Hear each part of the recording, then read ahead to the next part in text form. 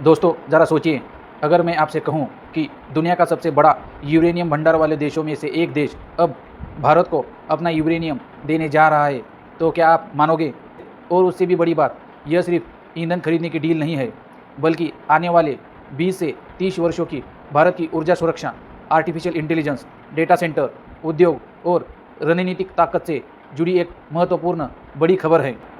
प्रधानमंत्री नरेंद्र मोदी की ऑस्ट्रेलिया दौरे की यात्रा, भारत और ऑस्ट्रेलिया ने आखिरकार उस यूरेनियम सप्लाई व्यवस्था को लागू करने का फैसला ले लिया जिसका इंतजार एक दशक से भी ज़्यादा समय से किया जा रहा था। दोनों देशों ने यूरेनियम आपूर्ति के साथ साथ रक्षा, क्रिटिकल मिनरल्स, स्वच्छ ऊर्जा, ग्रीन हाइड्रोजन और सप्लाई चेन जैसे कई महत्वपूर्ण क्षेत्रों में सहयोग बढ़ाने पर सहमति जताई है। लेकिन सबसे बड़ा सवाल यह है कि आखिर यूरेनियम इतना महत्वपूर्ण क्यों है और भारत इसे लेकर इतना उत्साहित क्यों है? दरअसल यूरेनियम एक ऐसा खनिज है जिसका इस्तेमाल परमाणु ऊर्जा संयंत्रों में बिजली पैदा करने के लिए किया जाता है। इसकी सबसे बड़ी खासियत यह है कि बहुत कम मात्रा का यूरेनियम भी अधिक ऊर्जा पैदा कर सकता है। यही वजह है कि कई विकसित देश अपनी बिजली का बड़ा हिस्सा परमाणु ऊर्जा से बनाते हैं। अब यह भी समझ लेते हैं कि आखिर यूरेनियम क्या होता है। यूरेनियम एक प्राकृतिक रेडियोधर्मी खनिज है जो पृथ्वी के अंदर चट्टानों और अयस्कों के रूप में पाया जाता है। इसे सामान्य धातु की तरह खदानों से निकाला जाता है, फिर इसके बाद इसे साफ किया जाता है और कई चरणों में प्रोसेस करने के बाद एक प्रकार का विशेष यूरेनियम ईंधन में बदल दिया जाता है। इस पर ईंधन की कड़ी सुरक्षा और अंतर्राष्ट्रीय नियमों के तहत विशेष कंटेनरों से परमाणु बिजली घरों तक पहुंचाया जाता है, जहां इसका उपयोग नियंत्रित करके इससे बिजली पैदा करने का कार्य किया जाता है। यह समझ लेते हैं कि आखिर यूरेनियम से बिजली कैसे बनती है। यूरेनियम के परमाणु को नियंत्रित तरीके से तोड़ा जाता है, जिसे परमाणु विखंडन कहा जाता है। इस प्रक्रिया में बहुत अधिक गर्मी निकलती है। यही गर्म पानी को भाप में बदल देती है और यह तेज भाप बड़े बड़े टरबाइनों को घुमाती है। टरबाइन से जुड़े जनरेटर बिजली पैदा करते हैं।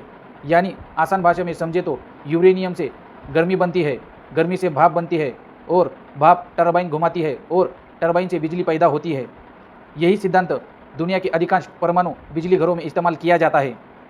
भारत की अर्थव्यवस्था तेजी से बढ़ रही है, नए उद्योग लग रहे हैं, इलेक्ट्रिक वाहनों की संख्या लगातार बढ़ रही है, आर्टिफिशियल इंटेलिजेंस और बड़े बड़े डेटा सेंटर लगातार बिजली की मांग बढ़ा रहे हैं।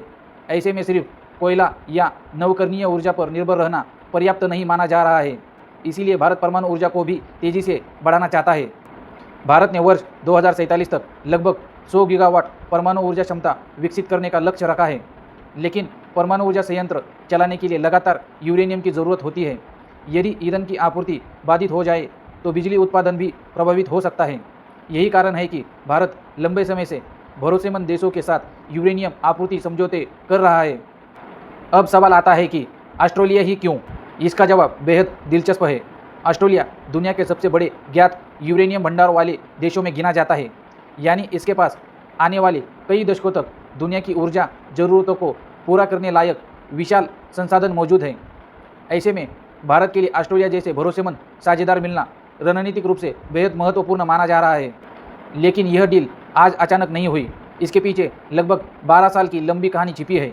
कई बार बातचीत हुई, समझौते हुए, लेकिन व्यावसायिक स्तर पर यूरेनियम की सप्लाई नहीं हो सकी।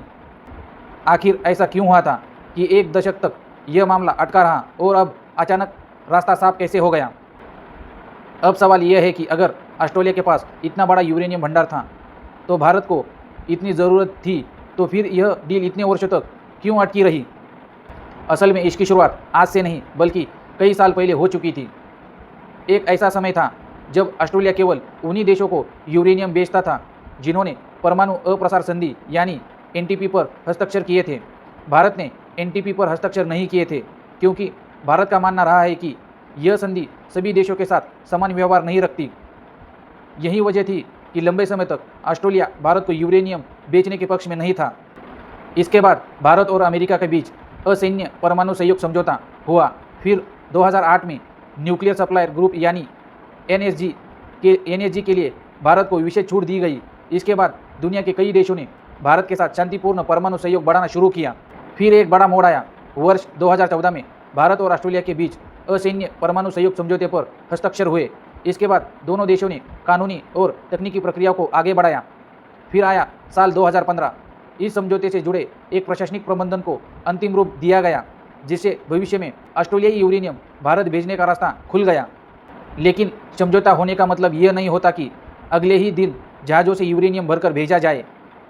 इसके लिए सुरक्षा मानक, परमाणु सामग्री की निगरानी, अंतर्राष्ट्रीय नियम, खरीद प्रक्रिया, वाणिज्य अनुबंधन और दोनों देशों की एजेंसियों के बीच कई स्तर की मंजूरियां भी जरूरी होती है। यही वह वजह रही कि वास्तविक आपूर्ति होने में काफ़ी समय लगा। इसी दौरान दुनिया तेजी से बदल गई। रूस यूक्रेन के युद्ध के बाद ऊर्जा सुरक्षा पर पूरी दुनिया की सबसे बड़ी चिंता बन गई। कई देशों ने यह महसूस हुआ कि केवल तेल और गैस पर निर्भर रहना भविष्य के लिए सुरक्षित रणनीति नहीं है।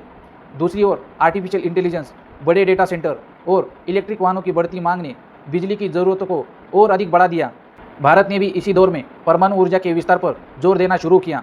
सरकार ने नए परमाणु ऊर्जा संयंत्रों की योजनाओं को आगे बढ़ाया और वर्ष 2047 तक लगभग 100 गीगावाट परमाणु ऊर्जा क्षमता विकसित करने का लक्ष्य तय कर दिया।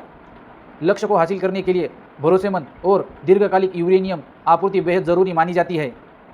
यही कारण है कि 2026 में प्रधानमंत्री नरेंद्र मोदी और ऑस्ट्रेलिया के प्रधानमंत्री के बीच हुई बातचीत में यूरेनियम आपूर्ति को फिर से प्राथमिकता दी गई है। दोनों देशों ने इस बात पर जोर दिया कि अब सहयोग को केवल कागजों तक सीमित नहीं रखा जाएगा, कि व्यवहारिक स्तर पर आगे भी बढ़ाया जाएगा। साथ ही रक्षा, क्रिटिकल मिनरल्स, स्वच्छ ऊर्जा, ग्रीन हाइड्रोजन और महत्वपूर्ण सप्लाई चेन भी साझेदारी की एक महत्वपूर्ण हिस्सा बन गई है। यानी यह सिर्फ यूरेनियम की खरीद नहीं है। भारत और ऑस्ट्रेलिया के बीच भरोसे, रणनीतिक साझेदारी भविष्य की ऊर्जा सुरक्षा को मजबूत करने वाला कदम माना जा रहा है। लेकिन अब सबसे बड़ा सवाल यह है कि इस डील से भारत को वास्तव में कितना फ़ायदा होगा। क्या इससे बिजली सस्ती होगी? क्या इसका असर आम लोगों पर भी पड़ेगा? और क्या इससे भारत की भविष्य की ताकत और भी बढ़ेगी? अगर गहराई से देखें तो यह समझौता भारत के लिए कई स्तरों पर महत्वपूर्ण माना जा रहा है। सबसे बड़ा फायदा ऊर्जा सुरक्षा का है। किसी भी देश की अर्थव्यवस्था तभी तेजी से आगे बढ़ सकती है जब उसके पास लगातार और भरोसेमंद बिजली उपलब्ध हो। अगर बिजली की कमी हो जाए तो उद्योग, फैक्ट्रियाँ, मेट्रो रेल, डेटा सेंटर, अस्पताल और आधुनिक डिजिटल सेवाएं भी प्रभावित हो सकती है। इसीलिए भारत अब ऐसी ऊर्जा स्रोतों पर भी जोर दे रहा है जो चौबीसों घंटे स्थिर बिजली उपलब्ध करा सके। यहीं पर परमाणु ऊर्जा की भूमिका महत्वपूर्ण हो जाती है। सौर और पवन ऊर्जा स्वच्छ ऊर्जा के बेहतरीन स्रोत है, लेकिन वे मौसम पर निर्भर रहती है। जब सूरज नहीं निकलता या हवा पर्याप्त नहीं चलती, तब बिजली उत्पादन कम हो सकता है। इसके विपरीत परमाणु ऊर्जा संयंत्र लगातार बिजली पैदा कर सकते हैं।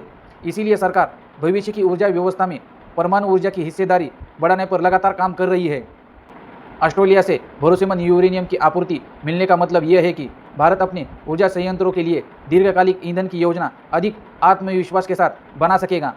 इससे भविष्य की परियोजनाओं को भी गति मिलने की उम्मीद की जा रही है। इस डील का दूसरा सबसे बड़ा पहलू भारत और ऑस्ट्रेलिया की रणनीतिक संबंधों को बताया जा रहा है। पिछले कुछ वर्षों में दोनों देशों के रिश्ते केवल व्यापार तक सीमित नहीं रहे, बल्कि रक्षा सहयोग, समुद्री सुरक्षा, इंडो पैसिफिक क्षेत्र में स्थिरता, क्रिटिकल मिनरल्स, स्वच्छ ऊर्जा और उन्नत तकनीकों पर भी साझेदारी लगातार बढ़ रही है। ऐसे में यूरेनियम सहयोग इस व्यापक रणनीतिक साझेदारी का एक महत्वपूर्ण हिस्सा माना जा रहा है। तीसरा महत्वपूर्ण पहलू यह है कि भारत अपनी ऊर्जा ज़रूरतों के लिए किसी भी देश पर निर्भर नहीं रहना चाहता। इसीलिए भारत कजाकिस्तान, कनाडा, फ्रांस, अन्य साझेदारी देशों के साथ भी परमाणु ऊर्जा सहयोग बढ़ा रहा है। ऑस्ट्रेलिया के जुड़ने से भारत के पास आपूर्ति का विकल्प और मजबूत होंगे और भविष्य में किसी एक स्रोत पर अत्यधिक निर्भरता का जोखिम कम हो सकता है। हालांकि इस समझौते को लेकर कुछ सवाल भी उठ रहे हैं। कुछ विशेषज्ञों का कहना है कि केवल यूरेनियम उपलब्ध होना पर्याप्त नहीं है। इसके लिए नए परमाणु ऊर्जा संयंत्रों का निर्माण, सुरक्षा मानकों का पालन, लागत, परियोजनाओं को समय में पूरा करना और प्रशिक्षित मानव संसाधन भी उतने ही महत्वपूर्ण है। यदि इन क्षेत्रों में तेजी नहीं आई तो यह केवल ईंधन मिलने से लक्ष्य हासिल करना आसान नहीं होगा। दूसरी ओर समर्थकों का कहना है कि यदि भारत को वर्ष 2047 तक विकसित राष्ट्र बनने का लक्ष्य हासिल करना है तो उसे कोयला, सौर, पवन, जल विद्युत और परमाणु ऊर्जा इन सभी स्रोतों का संतुलित उपयोग करना होगा। ऐसे में भरोसेमंद यूरेनियम आपूर्ति भारत की दीर्घकालिक ऊर्जा रणनीति का एक महत्वपूर्ण आधार बन सकती है। यही वजह है कि इस समझौते को केवल व्यापारिक करार नहीं, बल्कि भविष्य की ऊर्जा सुरक्षा, तकनीकी प्रगति और वैश्विक रणनीति साझेदारी के रूप में भी देखा जा रहा है। लेकिन यह कहानी यही खत्म नहीं होती। अब सवाल यह है कि आने वाले वर्षों में भारत की परमाणु ऊर्जा नीति किस दिशा में जाएगी? क्या वर्ष 2047 तक भारत 100 गीगावाट लक्ष्य को वास्तव में हासिल कर पाएगा या नहीं? और इस पूरी डील का आम भारतीय नागरिकों पर क्या असर पड़ सकता है, ये तो आने वाला वक्त ही बताएगा। अब सबसे बड़ा सवाल यह है कि क्या यह समझौता सिर्फ आज की ज़रूरत को पूरा करेगा या फिर आने वाले कई दशकों तक भारत की दिशा बदल सकता है? अगर मौजूदा परिस्थितियों को देखें तो दुनिया तेज़ी से बदल रही है। आर्टिफिशियल इंटेलिजेंस, सेमीकंडक्टर उद्योग, इलेक्ट्रिक वाहन, ग्रीन हाइड्रोजन, बड़े डेटा सेंटर और हाईटेक मैन्युफैक्चरिंग जैसी नई तकनीकों को पहले से कई अधिक बिजली की ज़रूरत होगी। इसीलिए आने वाले समय में जिन देशों के पास सस्ती, भरोसेमंद और लगातार ऊर्जा उपलब्ध होगी, वही आर्थिक और तकनीकी प्रतिस्पर्धा में आगे रहेगा। भारत भी इसी दिशा में तेज़ी से आगे बढ़ रहा है। सरकार का लक्ष्य केवल बिजली उत्पादन बढ़ाना नहीं, बल्कि ऐसा ऊर्जा मिश्रण तैयार करना है जिसमें कोयला, सौर ऊर्जा, पवन ऊर्जा, जल विद्युत ऊर्जा और परमाणु ऊर्जा सभी अपनी अपनी भूमिका निभाएंगे। विशेषज्ञों का मानना है कि केवल एक स्रोत पर निर्भर रहना भविष्य के लिए सुरक्षित रणनीति नहीं होगी। यहीं पर ऑस्ट्रेलिया के साथ हुआ यह सहयोग महत्वपूर्ण बन जाता है। यदि आने वाले वर्षों में यूरेनियम की नियमित आपूर्ति होती है और भारत अपनी परमाणु ऊर्जा परियोजनाओं को समय से पहले पूरा कर सकता है, तो इसे देश की ऊर्जा सुरक्षा और मजबूत हो सकती है। हालांकि ये भी सच है कि किसी भी बड़े लक्ष्य को हासिल करने के लिए केवल ईंधन ही पर्याप्त नहीं होता। नए रिएक्टरों का निर्माण, सुरक्षा मानकों का पालन, निवेश, आधुनिक तकनीक और प्रशिक्षित वैज्ञानिकों की भी भूमिका उतनी ही महत्वपूर्ण होगी। अब इस पूरे घटनाक्रम का एक भू राजनीतिक संदेश भी है। भारत और ऑस्ट्रेलिया के संबंध अब केवल व्यापार तक सीमित नहीं है। दोनों देश इंडो पैसिफिक क्षेत्र में सहयोग, समुद्री सुरक्षा, महत्वपूर्ण खनिज, स्वच्छ ऊर्जा और नई तकनीकों में भी लगातार साझेदारी बढ़ा रहे हैं। ऐसे में यूरेनियम सहयोग दोनों देशों के बीच बढ़ते विश्वास का एक महत्वपूर्ण संकेत माना जा रहा है। अब आने वाले वर्षों में यह देखना दिलचस्प होगा कि क्या यह समझौता भारत के परमाणु ऊर्जा कार्यक्रम को नई गति दे सकता है या नहीं। क्या वर्ष 2047 तक निर्धारित परमाणु ऊर्जा क्षमता लक्ष्य की दिशा में अपेक्षित प्रगति हो पाती है या नहीं, इसका जवाब भविष्य देगा। लेकिन इतना ज़रूर कहा जा सकता है कि ऊर्जा सुरक्षा अब केवल बिजली विषय का नहीं रहा। यह आर्थिक विकास, राष्ट्रीय सुरक्षा, तकनीकी आत्मनिर्भरता और वैश्विक प्रतिस्पर्धा से सीधा जुड़ चुका है। तो कुल मिलाकर ऑस्ट्रेलिया के साथ यूरेनियम सहयोग केवल एक आयात समझौता नहीं, बल्कि भारत की दीर्घकालिक ऊर्जा रणनीति का एक महत्वपूर्ण हिस्सा है। यदि यह योजना सफलतापूर्वक आगे बढ़ती है, तो आने वाले वर्षों में इसका असर उद्योग, रोजगार, तकनीकी निवेश, देश की विकास यात्रा पर भी देखने को मिल सकता है।